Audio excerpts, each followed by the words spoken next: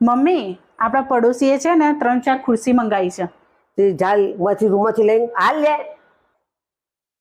Mummy એમણે ચાદરોય મંગાવી છે. જાતે કબાટમાંથી કાઢીને આપ.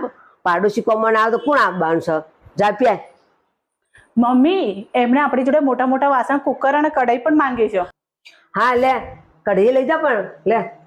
હો ખાવાનું ના બનાવતી.